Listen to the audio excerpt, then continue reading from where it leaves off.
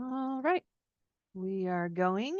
Welcome, everybody, to September 18th Introductory Performance Seminar. I have two performers for us this evening.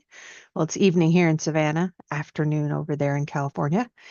Let's start with Siddharth. Did I say that right, sir? Yeah. Awesome. I hear you have two songs that you're going to do for us tonight. Actually, I have three. My dad said I have to do scales and technique. Can you switch on the video? You're at performance seminar, sir. You do songs here. Oh. You're supposed to do a short story and bagpipe. Okay. Make sure your original sound is on, and then you introduce yourself and what you're playing, okay? Okay. Hi, my name is Siddharth, and I'm playing a short story. Yeah. Oh.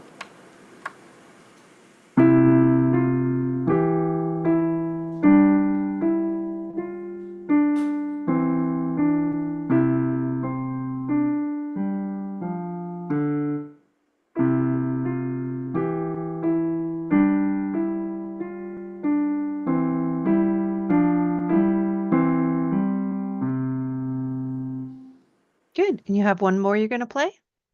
Hi, my name is Siddharth, and I'm going to play a bagpipe. Okay.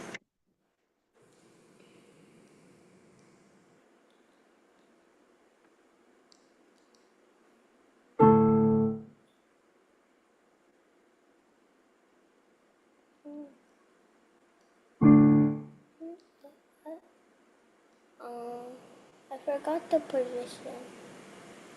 Your left hand is in G position. Your right hand is also in G position.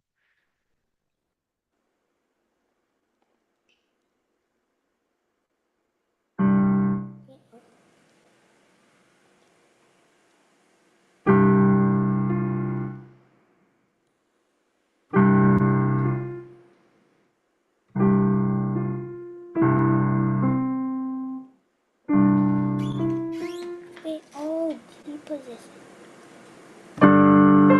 Ah, there we go.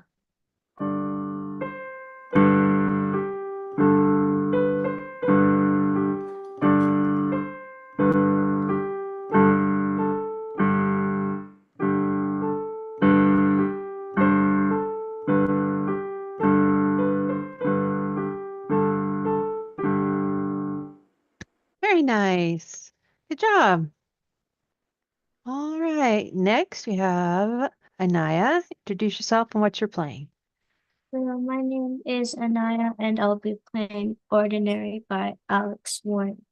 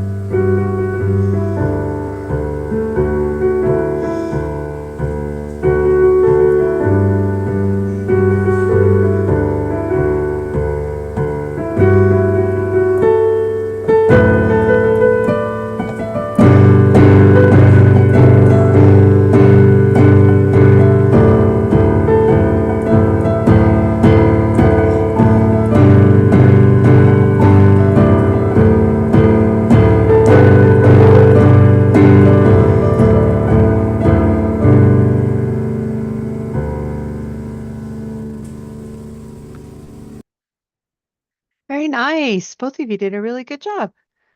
Okay. Let's see. Let me share my screen here. Okay. So let's go back over here. Siddharth, how do you think you did on a short story?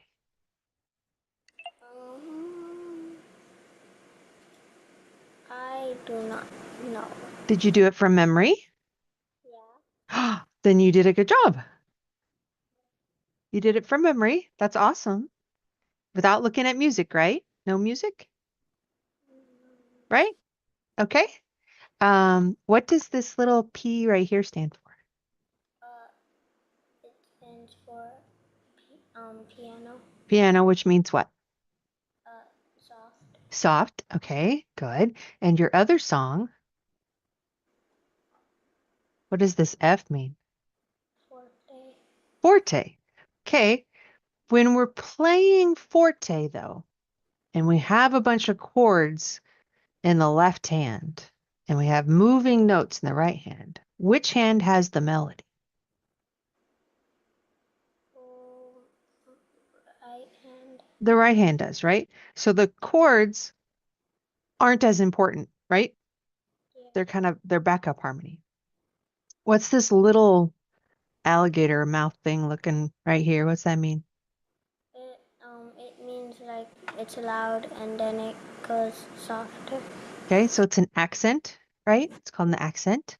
Okay. And if you were to repeat the second time, it'd want you to play piano. And the first time you play forte. That's what that means when it has a dash next to a P. So the first time you play loud, the second time you play piano. And then you have the bagpipe type bells here in the chords. That's what the accents are for. They're kind of supposed to sound like bells. Can you play bagpipe from the beginning, but try and play it forte? Okay. Okay?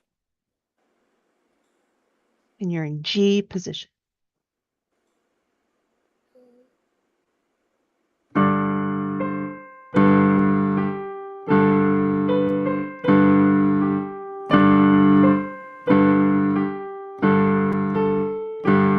Good. Now can you do that line and play it piano? Perfect.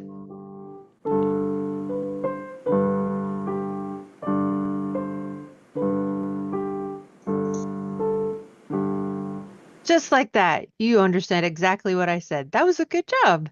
Very good, the forte and the piano. Okay. Did you have any questions for me on your song? No? Okay. And I'm going to talk to Anaya here. All right.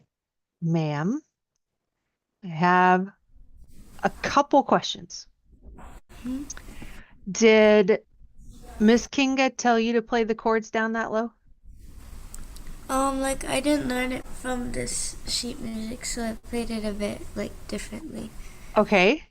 Um, so when you're playing music that has words to it and a melody, and you're using your left hand to play the chords, you don't want to play them down too low because the lower notes are louder and they kind of cover up. So you've got your E minor. It's kind of loud down here. If you brought it up an octave,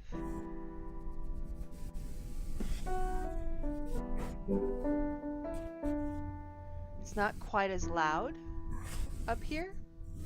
Can you start at the beginning and just bring your hand up an octave and see if you like the sound of that? So you're still going to play it exactly the same, but you're just going to bring your hand up an octave.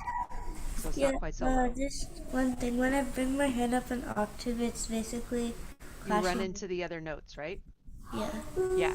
So you just have to deal with it. Or play the chord in a different arrangement. So instead of in root position, maybe play it in an inversion of some kind.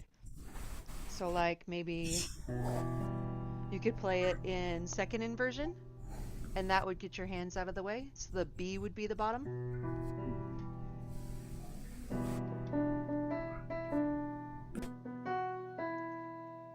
you could get to your,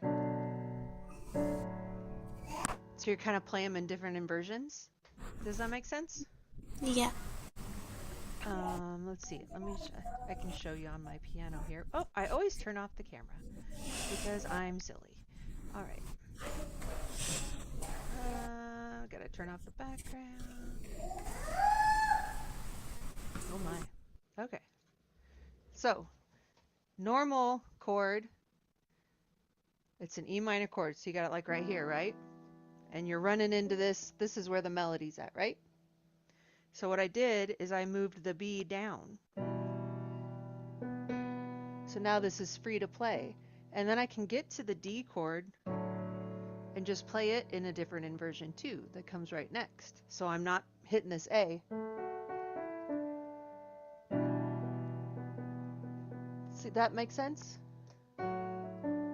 So I'm still playing it, but I'm not playing it down here where it's really loud, right? So if you keep practicing, which I'm sure you will because it's an amazing song. I really like this song. Try doing the chords in a different inversion. Instead of root inversion, do it in like second inversion so that you get your finger out of the way for the melody and you're not down quite so low. Does that make sense? Yeah. Yeah? Otherwise, it was awesome. Thanks. Yeah.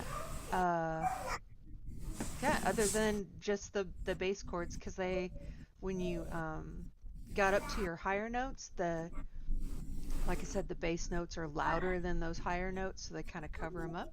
But otherwise, good job on reading the chords and stuff. Keep working on maybe instead of just keeping the beat, add a little bit of rhythm and stuff to it and make it interesting. But otherwise, very good job. Did you have any questions? No. No? Okay. Well, if you both don't have any questions, I think that was an amazing introductory performance tonight, and I will see you guys later. Keep up the good work, okay? Thank you. Thank you for playing for me. Bye. Bye bye.